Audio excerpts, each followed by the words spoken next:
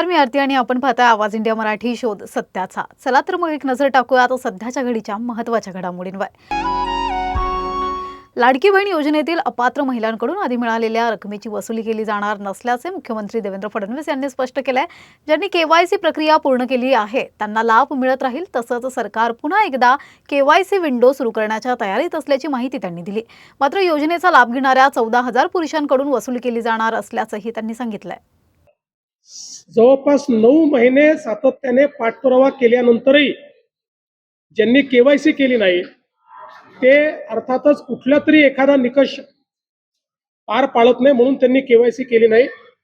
आणि म्हणून हे जे काही आता या ठिकाणी जवळपास जे काही तुम्ही सांगितलं 60 लाख 80 लाख जो काही आकडा तुम्ही दिलेला असेल, तर ते लोक या योजनेच्या पात्रतेचे निकष हे पूर्ण करताना दिसत नाही।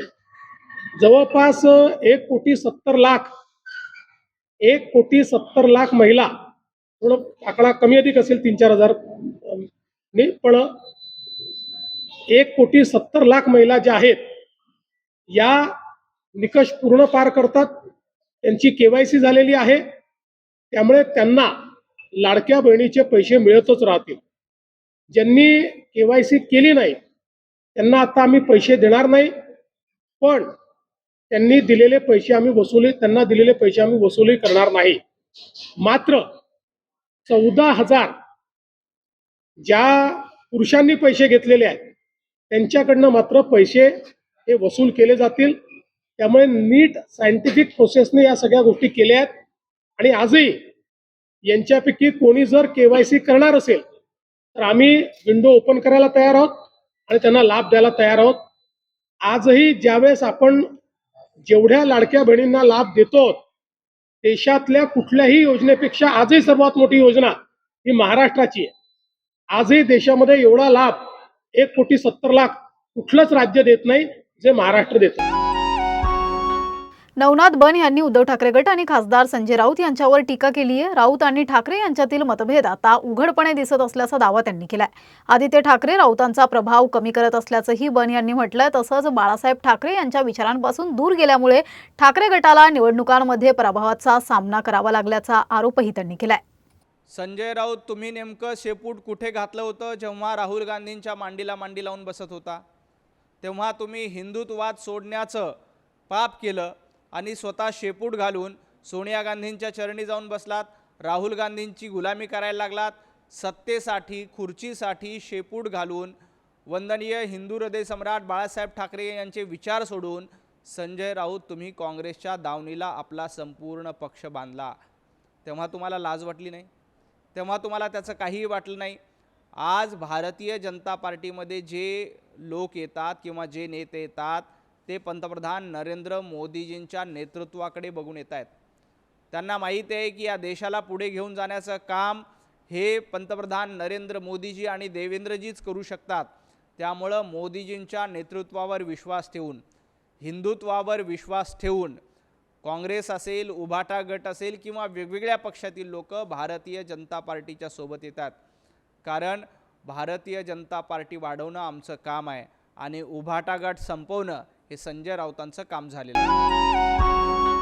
भाजप नेहमीच मित्रपक्षांचा सन्मान करणारा पक्ष असल्याचे सांगत भाजप प्रवक्ते राम कुलकर्णी यांनी माजी मंत्री अब्दुल सत्तार यांच्या टीकेला उत्तर दिलंय। स्वतःच्या संघटनात्मक कमतरतेचे खापर भाजपवर फोडणे चुकीचे असल्याचं त्यांनी म्हटलंय। मुख्यमंत्री देवेंद्र फडणवीस महायुतीचे सक्षम नेतृत्व करत असल्याचंही त्यांनी स्पष्ट केलंय।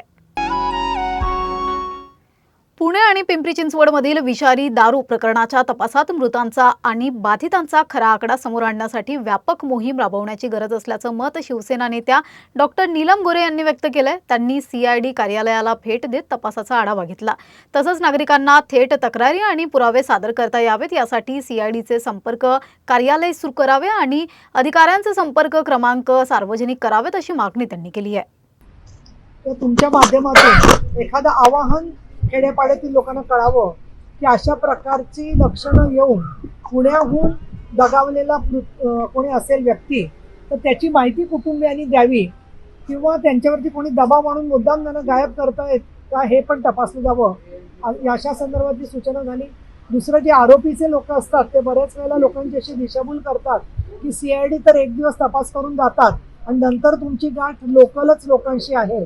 तर या दृष्टिकोनातून पिंपरी चिंचवड आणि हडपसर या दोन्ही ठिकाणी एक संपर्क अधिकाऱ्यांना करता येईल अशा प्रकारचं कार्यालय तात्पुरत्या स्वरूपात सुरू करावं आणि एखादा व्हॉट्सअप नंबर ताबडतोब म्हणजे ते दोघंही जे DYSP आहेत त्यांचे नंबर तुमच्याकडून पब्लिक करण्यात यावे की या दारूच्या संदर्भातल्या ज्या काही तक्रारी असतील तर त्या लोकांनी निर्भयपणाने त्यांच्याकडे थेटपणाने पोचवाव्या की जेणेकरून लोकांनी पूर्वी निवेदनं दिली असतील पण त्याच्यावर कारवाई झाली नसेल तर त्या निवेदनाची माहिती सुद्धा CID पोलिसांना कळवावी जेणेकरून कुठे कुठे हलगर्जीपणा झाला या सगळे मुद्दे समोर येतील.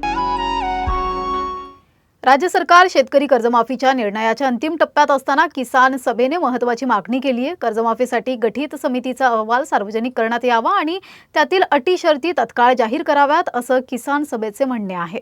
निवडणूक आचारसंहितेमुळे घोषणा करता येत नसली तरी निर्णय प्रक्रियेत पारदर्शकता आवश्यक असल्याचं संघटनेनं म्हटलंय. शेतकरी कर्जमाफीबद्दल मंत्रिमंडळाच्या बैठकीत चर्चा होईल, निर्णय होईल आणि आगामी काळात त्याची अंमलबजावणी सुद्धा होईल. मात्र निवडणूक सुरू असल्यामुळे आचारसंहितेचा भाग म्हणून निवडणूक आयोगानं दिलेल्या निर्देशानुसार कर्जमाफीची घोषणा करता येणार नाही अशा प्रकारचं वक्तव्य देवेंद्र फडणवीस साहेबांनी केलेलं आहे. मुळात नव्यानं अशा प्रकारची घोषणा करण्याचं औचित्य शिल्लक राहिलेलं नाही, कारण राज्य सरकारने यापूर्वीच कर्जमाफीची घोषणा केलेली आहे. आता केवळ कोणत्या अटी शर्ती सरकार लावणार, कुणाला कर्जमाफी देणार, किती देणार आणि कोण त्यापासून वंचित राहणार, नियमित कर्जदारांचं काय होणार याबाबत प्रत्यक्षपणानं निर्णय घेणं आणि ते जनतेला समजणं अपेक्षित आहे. आचारसंहितेच्या आडून हे सगळे निर्णय गुप्त जर ठेवले जाणार असतील, ते जनतेला माहीत न करता सरळ अंमलबजावणी सुरू होणार असेल तर ते चुकीचं होईल. त्यामुळे कोणताही आडपडदा न ठेवता आणि आचारसंहितेचा कोणताही अनावश्यक बाऊ न करता जो काही निर्णय मंत्रिमंडळ बैठकीत होईल, ज्या अटी शर्ती ठरवल्या जातील त्या तत्काळ जनतेला समजल्या पाहिजेत, त्याच्यावर चर्चा झाली पाहिजे आणि त्याच्यामध्ये काही सुधारणा कराव्या लागल्या तर त्या प्रकारची लवचिकता राज्य सरकारने ठेवली पाहिजे. आडपडदा न ठेवता अशा प्रकारची चर्चा झाली पाहिजे. राज्य सरकारने अशा प्रकारच्या चर्चेला तयार राहावं, पारदर्शकता ठेवावी आणि मंत्रिमंडळामध्ये जो निर्णय होईल तो जाहीर करावा. तसेच याबाबत जी समिती गठीत करण्यात आलेली होती तिचा अहवाल सुद्धा सार्वत्रिक करावा आणि त्या आधारावर कोणत्या अटी शर्ती कर्जमाफीसाठी निश्चित केलेल्या आहेत ते सुद्धा जाहीर करावं अशी मागणी किसान सभेच्या वतीनं आम्ही करतो आहोत. जमीन फसवणूक प्रकरणातील आरोपी भोंदू खरात याला न्यायालयाने न्यायालयीन कोठडी सुनावली आहे. पोलीस कोठडीची मुदत संपल्यानंतर सिन्नर पोलिसांनी त्याला न्यायालयात हजर केलं होतं. दोन्ही बाजूंचा युक्तिवाद ऐकल्यानंतर न्यायालयाने हा निर्णय दिला. प्रकरणाचा पुढील तपास सुरू आहे. बीड जिल्ह्यातील गेवराई तालुक्यातील साठेवाडी इथे रस्त्याच्या वादातून एका कुटुंबावर जमावाकडून प्राणघातक हल्ला करण्यात आल्याची धक्कादायक घटना समोर आली आहे. 20 ते 30 जणांच्या जमावाने दगडफेक करत हल्ला केल्याचा आरोप आहे. या घटनेत महिला आणि लहान मुलांसह अनेक जण जखमी झाले असून त्यांच्यावर उपचार सुरू आहेत. हल्ल्याचा व्हिडिओ समोर आला आहे. बीड जिल्ह्यातील पिंपळनेर पोलीस ठाण्याच्या हद्दीतील रंजेगाव इथे धक्कादायक घटना समोर आली आहे. गावातील जुगाराच्या अड्ड्याला विरोध केल्याच्या कारणावरून आणि शिवाय महिलेच्या घरासमोरच लघुशंका करण्यात आली. याला विरोध केल्यामुळे एका महिलेला अमानुष मारहाण करण्यात आली आहे. तसंच या हल्ल्यावेळी महिलेच्या 2 लहान मुलांनाही आरोपींनी उचलून फेकले, मात्र सुदैवाने त्यांना किरकोळ इजा झाली आहे. दरम्यान या प्रकरणात 4 ते 5 जणांविरुद्ध गुन्हा दाखल करण्यात आलाय, तरी आरोपींना अद्याप अटक करण्यात आलेली नाहीये.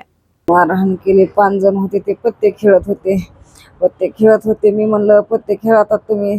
ते म्हणले आम्ही पत्ते खेळतो. तुझ्या काय उराव बसतोत का, काय करतो? तुझं दगड मारले त्याने. दगड मारल्या म्हणले मी म्हणलं दगड का मारता र?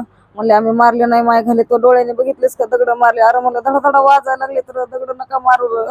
मग आम्ही मला लई म्हणजे लई बेजरप मारले, बेल्टाने बी लई मारले. मला सहन होईना. मला असं वाटतं की आत्महत्या करावं. मला कोणीच सगळं मदत केली नाही. मला 25 जण माणसं होते त्यांच्या वाड्यातले, एकाने पण मला सोडलं नाही, नुसते बघत होते.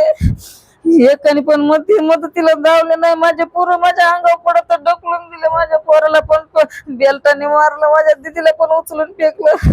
मला पोलिसात बी गेलते मी रात्री. ते म्हणले दवाखाना करा आणि 4 दिवसांनी तुमचे बरं झाल्या मग नंतर या तुम्ही. सध्या या बातमीपत्रात एवढंच. पुढील घडामोडींसाठी बघत रहा आवाज इंडिया मराठी, शोध सत्याचा.